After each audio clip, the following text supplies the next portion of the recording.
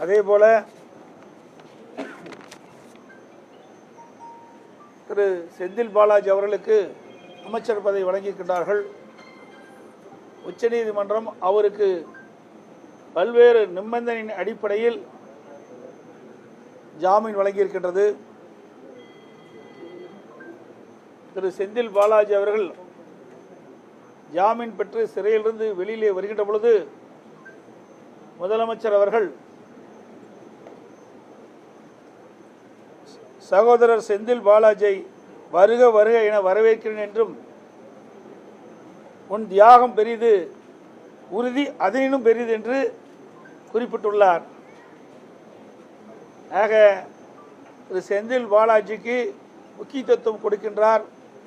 திரு செந்தில் பாலாஜி அவர்களும் முதலமைச்சருடைய பரிந்துரையின்படி அமைச்சராக பொறுப்பேற்றுகின்றார். உச்சநீதிமன்றம் விதிக்கப்பட்டுள்ள நிபந்தனையை காவல்துறை கண்காணித்து நிபந்தனையை மீறினால் நடவடிக்கை எடுக்கப்படுமா என்று சந்தேகம் மக்களிடத்திலே உள்ளது. என்று சொன்னால் முதலமைச்சரே இவரை பாராட்டியிருக்கின்றார். திரு செந்தில் பாலாஜியை. திரு செந்தில் பாலாஜி அவர்கள் அமைச்சராகிவிட்டார்.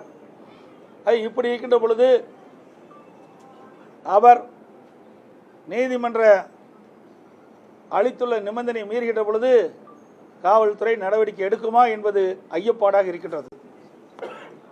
அதோடு இன்றைய தினம் திரு செந்தில் பாலாஜியுடைய வழக்குகளை தனி சிறப்பு நீதிமன்றம் அமைத்து ஓராண்டுக்குள் அவருடைய வழக்குகள் முடிக்கப்பட வேண்டும் என்று உச்சநீதிமன்றம் தீர்ப்பு வழங்கியுள்ளது.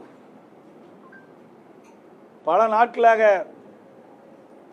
திரு உதயநிதி அவர்கள் துணை முதலமைச்சர் ஆவார் என்று அடிக்கடி ஊடகத்திலையும் பத்திரிகையிலையும் திமுக கட்சியை சேர்ந்தவர்களும் திமுக அமைச்சர்களும் குறிப்பிட்டு வந்தார்கள். தற்போது முதலமைச்சர் அவர்கள் திரு உதயநிதி அவர்களுக்கு துணை முதலமைச்சர் வழங்கியிருக்கின்றார். இன்றைக்கு உதயநிதி அவர்கள் தமிழகத்தினுடைய துணை முதலமைச்சராக பொறுப்பேற்றவுடன் தமிழகத்தில் தேனாரும் பாலாரும் ஓடும்.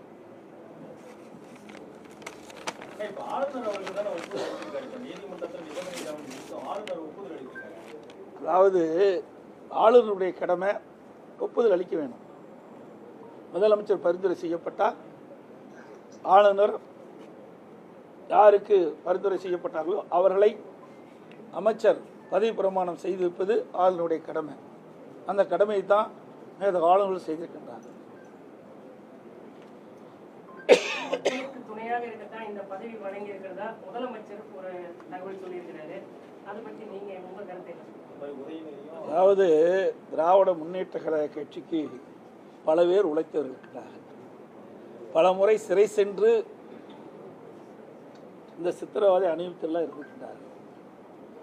திரு ஸ்டாலினை அடிக்கடி சொல்லுவார், மிசால சென்டர் அப்படி மிசால சென்டர்லாம் இருக்கிறாங்க. மூத்த அமைச்சர் இருக்கிறாங்க, மூத்த நிர்வாகிகள் இருக்கிறாங்க, அனுபவம் வாய்ந்தவர்கள், அமைச்சராக இருந்து நாட்டு நடப்பை தெரிந்தவர்கள். அவர்களுக்கெல்லாம் துணை அமைச்சர் வழங்கவே இல்லையே. ஆனால் திரு கருணாநிதி குடும்பத்திலே பிறந்தவர்களுக்குத்தான் முதலமைச்சர் என்ற மிகப்பெரிய பதவி கிடைக்கும் என்ற சூழலை தற்போது தமிழகத்தில் நிலவுகிறது. திரு கருணாநிதி அவர்கள் இருந்தார்கள். அவருக்கு பின்பு திரு ஸ்டாலின் முதலமைச்சராக இருக்கிறார். இப்பொழுது திரு உதயநிதி அவர்கள் துணை முதலமைச்சராக இருக்கிறார்.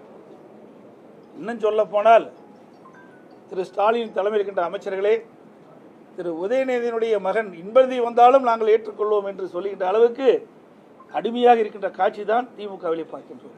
சார், அவங்க தரப்புல பல்வேறு முன்னுதாரணங்கள் வைக்கிறாங்க. இப்போ பாஜக திடீர்னு அண்ணாமலையை கொண்டு வந்தாங்க, அதே போல எம்ஜிஆர் இறப்புக்கு பிறகு ஜானகி அவர்கள் உடனே கொண்டு வரப்பட்டாங்க அப்படின்னு சொல்லி பல்வேறு உதாரணங்கள் வைக்கிறாங்க. ஆக வெவ்வேறு வேறு தான் வந்திருக்கிறாங்க. அண்ணாமலைங்கிறது அவர் ஒன்றும் அரசியல் வாரிசு கிடையாது. ஆனால் திரு ஸ்டாலின் அவர்கள் யார்? திரு கருணாநிதி அவருடைய மகன். உதயநிதி யார்? திரு கருணாநிதியுடைய பேரன், திரு ஸ்டாலினுடைய மகன். வாரிசு அரசியல். ஆகவே வருகின்ற சட்டமன்ற தேர்தலில் இந்த வாரிசு அரசியலுக்கு ஒரு முற்றுப்புள்ளி வைப்பார்கள் மக்கள். ஏன்னால் இது மன்னர் பரம்பரை போல் ஆகிவிட்டது. ஆட்சி அதிகாரம் ஒரு குடும்பத்திலே சிக்கி தமிழகம் சின்ன பின்னம் ஆவதற்கு மக்கள் ஒருபோதும் இடமளிக்க மாட்டார்கள் என்று நான் நினைக்கின்றேன், கருதுகிறேன்.